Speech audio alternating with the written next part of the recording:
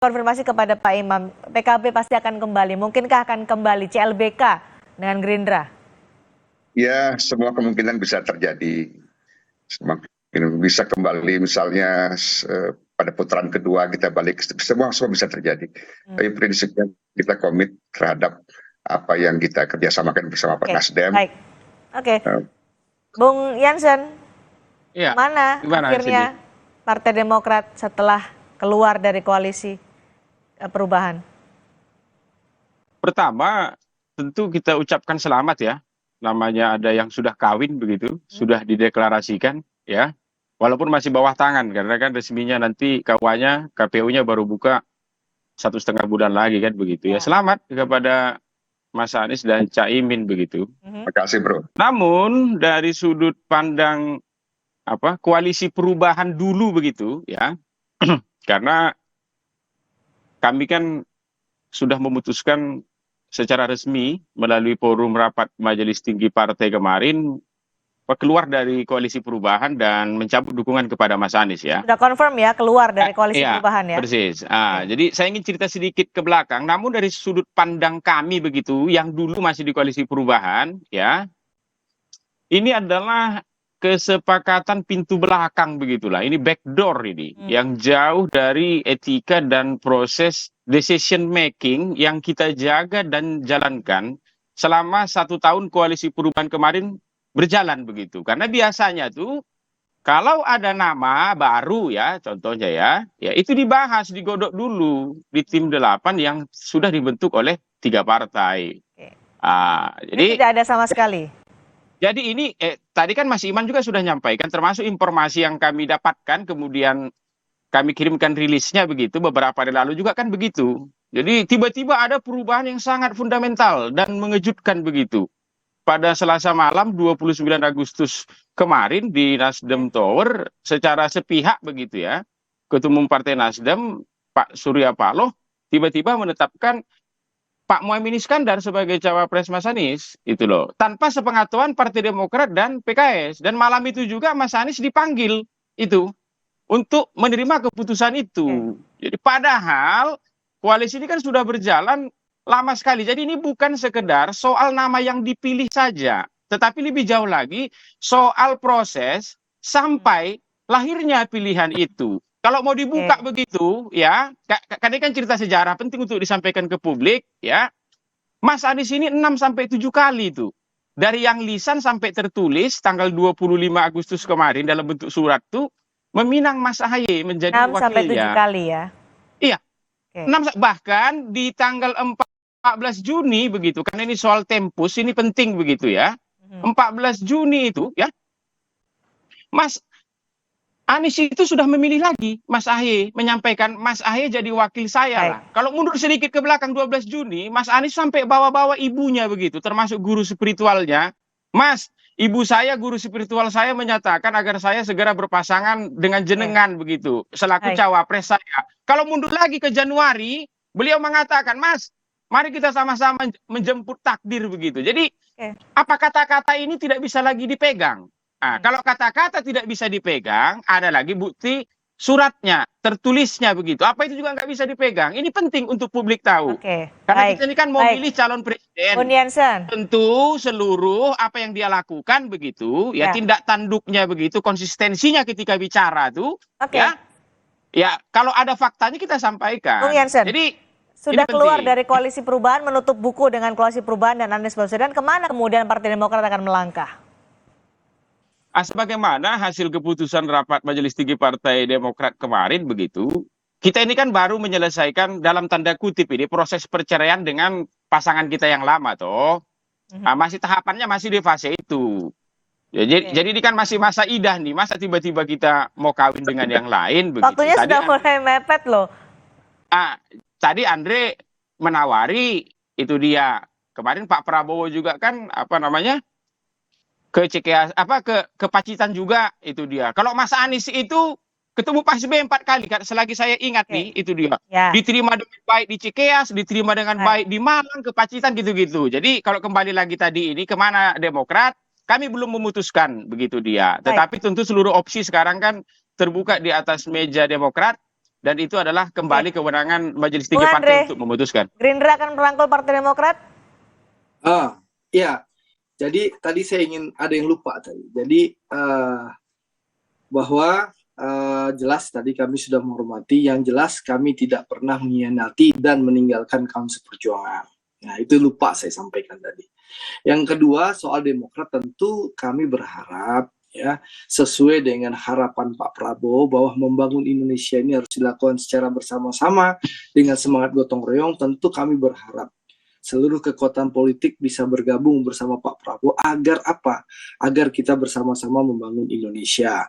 Dan itu sudah dilakukan, komunikasi Pak Prabowo sangat menghormati Pak SBY, beliau sudah bertemu dengan Pak SBY di Pacitan, bahkan kami rombongan besar DPP Partai Gerindra sudah datang mengunjungi silaturahim ke DPP Partai Demokrat. Waktu itu saya bertemu sahabat saya, Saudara Jansen Sitindaun. Saya punya keyakinan, dari dulu saya sampaikan kepada sahabat saya Jansen Sitindaun ini.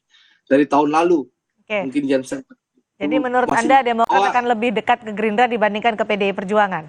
Kami berharap tentunya, ya, tentu Demokrat bersama-sama kami datang ke KPU mengantarkan dan mendaftarkan Pak Prabowo sebagai calon presiden 2024. Tapi sekali lagi itu kan kewenangan Majelis Tinggi Partai Demokrat. Tapi tentu Gerindra kami akan berkomunikasi dengan Bang Jansen, bertemu dengan seluruh pimpinan Partai Demokrat. Tapi sekali lagi seperti disampaikan Bang Jansen tadi, Herzaki sudah menyampaikan ada masa healing.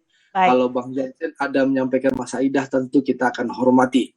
Baik, tapi sekali lagi ya, Pak Prabowo tentu berharap, kami semua tentu berharap Partai Demokrat bisa bersama-sama bergotong royong membangun Indonesia bersama Pak Prabowo Subianto. Langkah Demokrat dan langkah dari Gerindra tentu masih ditunggu, yang sama-sama ditinggalkan oleh Anies Baswedan, ditinggalkan oleh PKB atau Muhaimin Iskandar. Tapi dari PKB, langkah selanjutnya bagaimana? Kita lihat elektabilitas dari Gus Muhaimin Iskandar dibandingkan dengan bacawa pres potensial lainnya, angkanya jauh tertinggal, bahkan bersama dengan AHY pun terpautnya jauh dari beberapa hasil survei.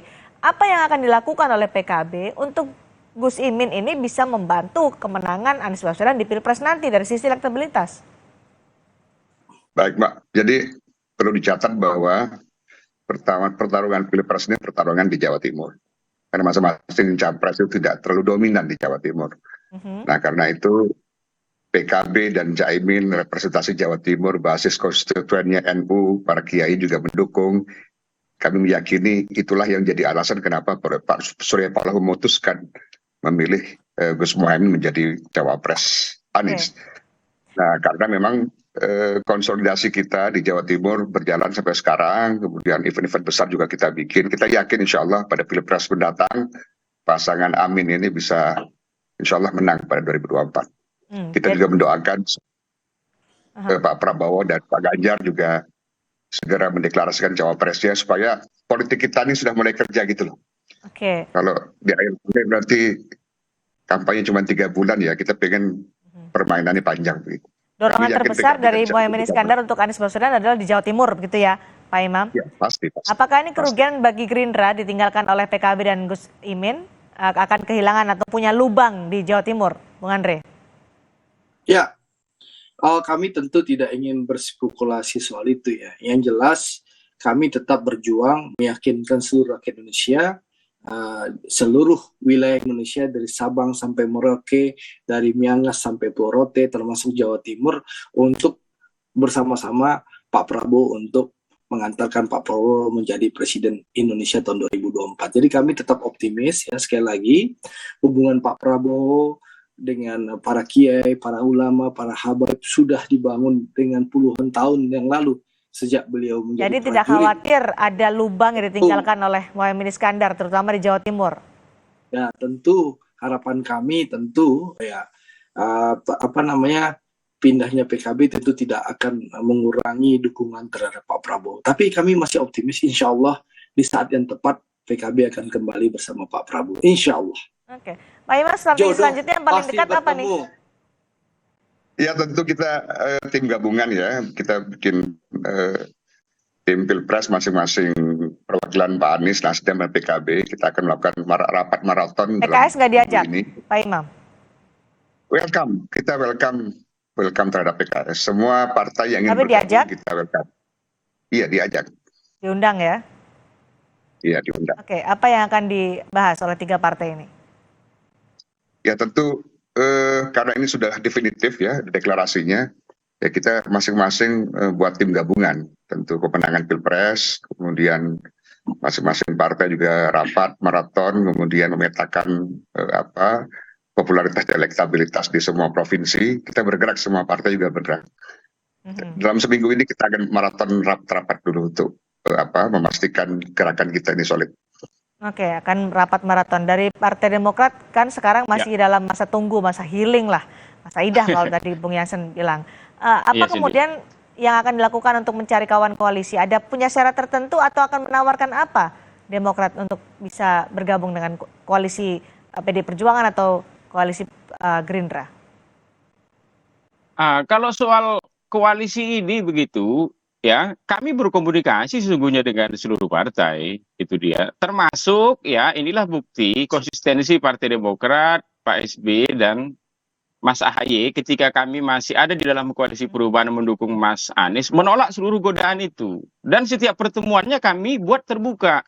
Pak Prabowo datang ke Cikeas, itu menawarkan. Mbak Puan datang ke Mas AHY, termasuk Golkar datang ke Cikeas, termasuk Caimin PKB. Baik. Itu. Dengan situasi seperti ini, apakah Demokrat akan masih menawarkan AHY sebagai bacawa pres ketika nanti akan bergabung dengan koalisi PD Perjuangan ataupun koalisi Indonesia Maju?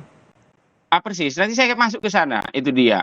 Kami menolak semua itu secara lantang dan kami sampaikan ke publik. Jadi tidak ada pakai pintu belakang. Jadi etika di Partai Demokrat ini sangat dijaga begitulah. Kejujuran itu sangat dijaga. Itu. Jadi ini penting ini. Namun sekali lagi kalau kamu tanya begitu, kemana arah Partai Demokrat, ya Majelis Tinggi Partai kemarin sudah memutuskan untuk seluruh kader, ya jangan dulu bicara kita mau kemana begitu. Karena semua opsi terbuka ini sekarang di atas meja, itu dia. Kalau mau bicara elektabilitas begitu, kemarinlah misalnya survei LSI itu, nanti silakan cek. Kalau untuk di Mas Anies, ya cawapres nomor satunya itu peringkat satunya itu adalah Mas AHY. Kalau di Pak Prabowo nomor 2-nya malahan Mas AHY. Kalau di tempat Pak Ganjar nomor 4 Mas AHY begitu. Jadi Mas AHY ketua umum kami ini bukan tanpa elektabilitas. Belum lagi kan punya partai begitu. Jadi tapi sekali lagi Ganjar melalui nomor forum 4, ini, Prabowo nomor 2, berat ke Prabowo nih. Aku 1 menit dulu. Sekali lagi melalui forum ini ya, biar publik di luar sana juga punya pegangan begitu. Kita politisi ini omongan kita lah ya, yang dicatat orang begitu dia. Jadi untuk seluruh kader Partai Demokrat di luar sana, ya tetap tenang. Partai akan memutuskan yang terbaik. Penting teman-teman selama 1 tahun kita di dalam koalisi perubahan ini sudah berbuat yang terbaik untuk Mas Anies. Itu dia, mulai di awal-awal dulu kita membackup beliau ketika dicari-cari salah hukumnya di Formula E. Membela serangan di medsos, media mainstream. Mengamplifikasi gagasan beliau ke publik. Mengawal, membuatkan acara beliau di daerah begitu, menerima beliau dengan sangat hangat di PP Demokrat, bawa keluarganya lagi, anak istrinya di Cikeas, di Pacitan begitu. Kita menolak seluruh godaan yang datang. Itu dia. Jadi penting kita tidak pernah tercatat salah dalam sejarah, itu yang paling penting untuk politisi begitu. Karena itu dia. Apapun hasilnya, hari ini mungkin publik melihat kalah main Demokrat katanya, nggak apa-apa. Penting kami tidak tercatat salah dalam sejarah. Jadi sekarang masa tenang dulu ya untuk Demokrat. Bung Andre terakhir, kalau nanti Demokrat bergabung dengan koalisi Indonesia Maju, apakah ini akan mempersulit lagi Prabowo Subianto untuk menentukan siapa bacawa presnya, karena dibawa juga AHY sebagai bacawa pres? Ya, sekali lagi saya ingin menyampaikan bahwa pemilihan calon wakil presidennya Pak Prabowo nanti akan dilakukan dengan cara musyawarah untuk mufakat dari para ketua umum pendukung Pak Prabowo. Insya Allah kami meyakini seluruh ketua umum partai pendukung Pak Prabowo merah putih, dan kita akan mengambil cara musyawarah untuk mufakat sesuai dengan kearifan bangsa Indonesia. Itulah caranya. Kalau Demokrat nanti bergabung, ya tentu nanti Pak Prabowo, Pak Erlangga, Bang Zulhas, Prof. Yusril, Pak Anies Mata, lalu Mas AHY bersama-sama bermusyawarah. Inilah godaan Andre nih. Untuk ambil keputusan gitu. Jadi tidak ada pintu belakang itu. Dijanjikan untuk Partai Demokrat itu ya. Ada yang mau Padahal tancap gas. Johnson itu sudah saya kasih informasi dulu untuk berhati-hati gitu loh. Tidak belajar Partai Gerindra Johnson. Baik, ada yang mau tancap gas PKB Anies Mohaimin, ada yang sedang menunggu Partai Gerindra, ada yang harus masa tenang dulu Partai Demokrat yang akan diambil. Terima kasih Bung Jansen, Bung Andre dan juga Pak Imam sudah bergabung bersama kami. Terima kasih. Terima kasih Mas Supri. Selamat malam. Saudara, di akhir pekan, kualitas udara Jakarta yang diukur dari Indeks Kualitas Udara menunjukkan tidak sehat, bahkan terburuk ketiga di dunia dari pengukuran pada Sabtu sore. Selengkapnya usai jeda.